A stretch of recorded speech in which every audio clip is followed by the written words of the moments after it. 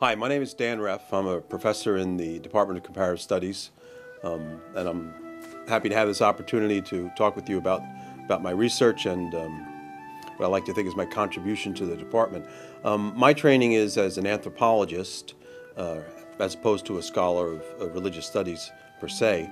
I originally was trained as an archaeologist and was particularly interested in understanding why Native Americans during the century after the arrival of Europeans, that's to say, why Native Americans in the 16th century embraced Christianity so wholeheartedly in what we today understand as Latin America, Mexico, Central America, South America, and also in other parts of the Americas, including parts of the United States.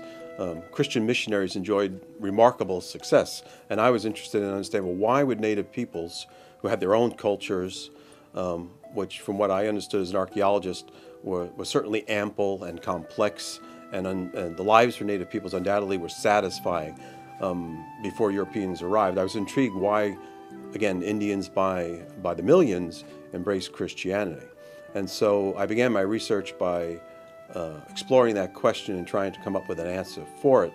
And what I found was that in analyzing historical documents from the 16th, 17th century, mostly written in Spanish, I was able to demonstrate that Old World diseases were introduced by Europeans, which undermined Native American populations and which, in a sense, kicked open the door, facilitating the work of missionaries, groups such as the Jesuits and the Franciscans.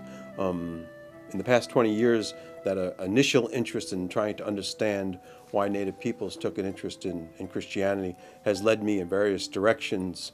Most of my research, in one way or another, has focused on trying to understand Christianity's relative success as a religion. And I've written books and articles having to do with the rise of Christianity during the late Roman Empire and early medieval Europe. I just recently completed a book having to do with Christian missionaries in Japan in the 16th century and the actual lack of success that Jesuit missionaries had in Japan introducing Christianity. More generally, what I see as a scholar of Christianity is I see a variety of forms of Christianity. And while many young people in particular find it troubling to learn that Christianity takes these multiple various forms, as a scholar I understand that this is not altogether surprising and that it's almost a predictable consequence of the fact that religion is always being pushed and pulled by other cultural historical forces. So students taking my classes, I think they find it sometimes troubling to learn that something that you might grow up with, a religion like Christianity, which you're taught is supposed to be non-problematic, or that's to say, is supposed to transcend cultural historical contingencies, is actually something that is being, as I said, pushed and pulled by different historical forces.